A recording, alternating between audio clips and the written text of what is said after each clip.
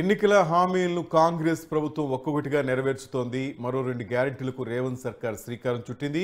500 రూపాయలకే సిలిండర్, అలాగే 200 యూనిట్ల లోపు ఉచిత విద్యుత్ అమలు. దీనికి సంబంధించి మరి కాసేపట్లో సచివాలయం వేదికగా 2 గ్యారెంటీలకి అంకురార్పణ జరగనుంది. మొత్తం మీద మరో 2 గ్యారెంటీలకి శ్రీకారం చుడుతోంది కాంగ్రెస్ పార్టీ. తెలంగాణలో ఎన్నికల హామీలను ఒక్కొక్కటిగా నెరవేరుస్తోంది కాంగ్రెస్ ప్రభుత్వం. మరో 2 గ్యారెంటీలకి రేవంత్ సర్కార్ శ్రీకారం చుట్టింది.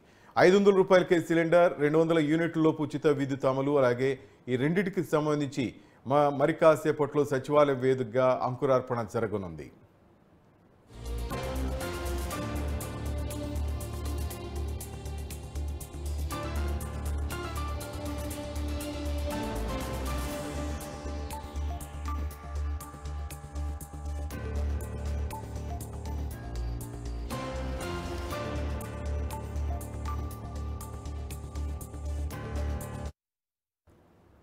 ఎన్నికల హామీలను ఒక్కోటిగా నెరవేరుస్తోంది కాంగ్రెస్ ప్రభుత్వం. మరో 2 గ్యారెంటీలకి రేవంత్ సర్కార్ శ్రీకారం చుట్టింది. 500 రూపాయలకే సిలిండర్, 200 యూనిట్ల లోపు ఉచిత విద్యుత్ అమలు. మరి కాసేపట్లో సచివాలయం వేదికగా 2 గ్యారెంటీలకు అంకురార్పణ జరగనుంది. దీనికి సంబంధించి మన అప్డేట్స్ మరి పుట్ట భవిత లైవ్లో అందిస్తారు. ఓటీ భవిత. ఏదైతే కాంగ్రెస్ ప్రభుత్వం అసెంబ్లీ ఎన్నికల సందర్భంలో ఇచ్చినటువంటి గ్యారెంటీలను ఒక్కొక్కటిగా అయితే నెరవేర్చుకుంటూ వెళ్తుంది. మనం చూసాము అధికారంలోకి వచ్చినటువంటి 48 గంటలైనా 2 అమలు చేస్తుంది. అందులో ముఖ్యంగా మహాలక్ష్మి పథకంలో ఉన్నటువంటి మహిళలకు ఉచిత ప్రయాణం కావచ్చు, ఇంకొకటి ఆరోగ్యశ్రీ 5 లక్షల నుంచి 10 లక్షలకు పెంపు కావచ్చు. ఈ రెండు కూడా 48 అవర్స్ అమల్లోకి తెచ్చింది. అయితే ఇన్ని రోజులు మరో 2 గ్యారెంటీలను కూడా అమల్లోకి మరికొద్ది సేపట్లోనే తీసుకురాబోతుంది. అదేంటంటే మహాలక్ష్మి పథకంలోని ఏదైతే 500 రూపీస్ సిలిండర్ కావచ్చు, అంతేకాకుండా గృహజ్యోతికి సంబంధించి 200 యూనిట్ల ఉచిత విద్యుత్ కావచ్చు. అది మరికొద్ది సేపట్లో అయితే సచివాలయం వేదికగా సీఎం రేవంత్ రెడ్డి చేతుల మీదుగా ప్రారంభోత్సవం అయితే జరగనుంది. అయితే ముఖ్యంగా ఈ గ్యారెంటీలు 2 కూడా ఏదైతే చేవెళ్ల సభ వేదికగా ముందుగా అయితే నిర్ణయించారు అమలుకి సాధ్యమవుతుందని చెప్పేసి. కానీ ఏదైతే నిన్న వచ్చినటువంటి ఎమ్మెల్సీ ఎన్నికల కోడ్ నేపథ్యంలో మహబూబ్ నగర్ సంబంధించి లోకల్ బాడీ ఎమ్మెల్సీ ఎన్నికల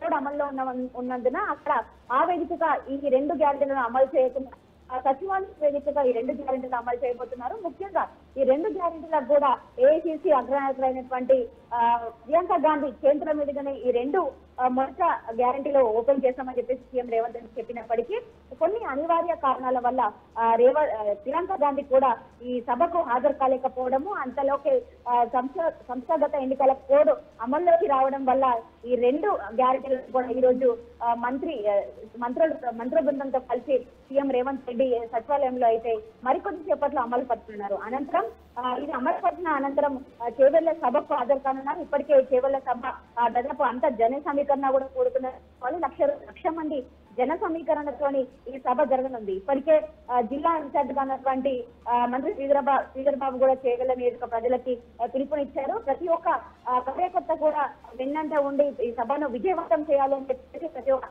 కార్యకర్త కూడా సైనికుల్లా పనిచేయాలని చెప్పేసి ఈ సభకు పిలుపునిచ్చారు. ఇప్పటికే అక్కడ కార్యకర్తలు అందరూ సభకు చేరుకున్నారు. మంత్రులు కూడా ఒక్కొక్కరుగా చేరుకుంటున్నారు. మరికొద్ది సేపు సచివాలయంలో ఈ 2 గ్యారెంటీల అమలు అనంతరం వెంటనే బయలుదేరి చేవెళ్లకు సభ నిర్వహించినారు. ముఖ్యంగా ఈ లోక్సభ ఎన్నికలు సమీపిస్తున్న వేళ ఇంతమందికే రేవంత్ రెడ్డి చెప్పినట్టు కనబడుతుంది. ప్రతి నియోజకవర్గంలో కూడా మేము పర్యటిస్తాము, సభలు సమావేశాలు నిర్వహిస్తామని చెప్పేసి ఇంతమంది చెప్పినట్టు పరిస్థితి కనబడుతుంది. ముఖ్యంగా ఏదైతే చెప్పిన తర్వాత అంటే బూత్ లెవెల్ ఏజెన్సీ మీటింగ్ జరిగిన తర్వాత మొదటి సభ ఆదిలాబాద్ లోని ఇంగళూరులో జరిగింది. అది అయిపోయిన తర్వాత నెక్స్ట్ మొన్న కొడంగల్ నియోజకవర్గం సొంత నియోజకవర్గంలో కూడా సభ నిర్వహించారు. ఇది 3వ సభ చేవెళ్లను నిర్వహించబోతున్నారు. చేవెళ్ల సభకు ఇప్పటికే పూర్తి ఏర్పాట్లు కూడా జరిగిపోయి మరికొద్ది సేపట్లో సభను కూడా ఏదైతే గ్యారంటీలో అమలుపరిచిన అనంతరం సభను కూడా చేరుకోనున్నారో సభలో ముఖ్యంగా నెక్స్ట్ జరిగేటువంటి అసెంబ్లీ లోక్సభ ఎన్నికలకు సంబంధించి కార్యకర్తలు కావచ్చు, అక్కడ ఉన్నటువంటి కావచ్చు ఒక దిశానిర్దేశం చేయనున్నారు.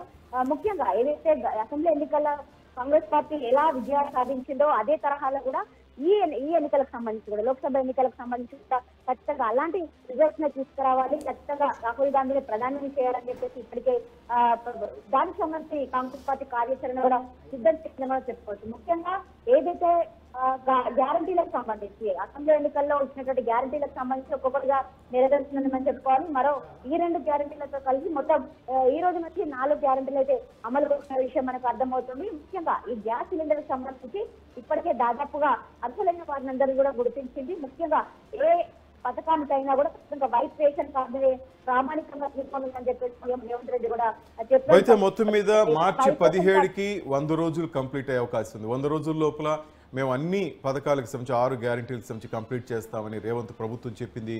ఆ విధంగా వారు ముందుకు వెళ్తున్నారు. సో వీళ్ళు చెప్తున్నట్టుగా టార్గెట్ రీచ్ అయినట్టేనా? ప్రజల్లో ఏ విధంగా ఉంది రెస్పాన్స్?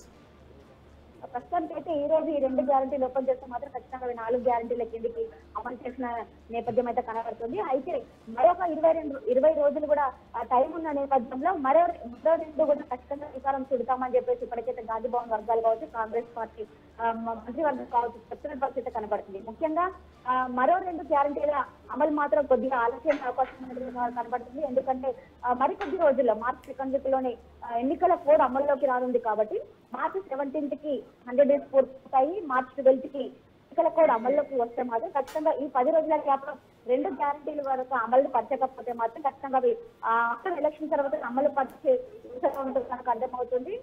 ఈ విషయంలో దాదాపుగా ఇప్పటికీ కొంత మేరకు అయితే ప్రజలందరూ కూడా సంతోషం వ్యక్తం చేస్తున్నారు. ఎందుకంటే సిలిండర్ ధర అయితే ఖచ్చితంగా దాదాపు 5,000లకు పైగా ఉన్న నేపథ్యంలో ఆ సిలిండర్ సబ్సిడీ ద్వారా 5,000కి వస్తున్న నేపథ్యంలో కొంత మేరకు ఇది మహిళలకు ఊరట కలిగించినటువంటి విషయమే. అంతేకాకుండా గృహజ్యోతికి సంబంధించి కూడా దాదాపుగా 200 యూనిట్లకు సంబంధించి చాలా మంది అంటే ఎక్కువ మంది కూడా 200 యూనిట్ల లోపు కాల్చుకునే వాళ్ళు ఉంటారు కాబట్టి ఖచ్చితంగా అది కూడా ఒక ప్లస్ పాయింటే అని చెప్పేసి అర్థమవుతుంది. ఇటు ఫ్రీ జర్నీ కావచ్చు, ఆరోగ్యశ్రీ కావచ్చు, ఇంకా ఇప్పుడు వచ్చేటువంటి సిలిండర్ సంబంధించుకోవచ్చు, గృహజ్యోతి, ఇవన్నిటి పైన కూడా ప్రజలు మాత్రం హర్షం వ్యక్తం చేస్తున్నారని చెప్పుకోవాలి.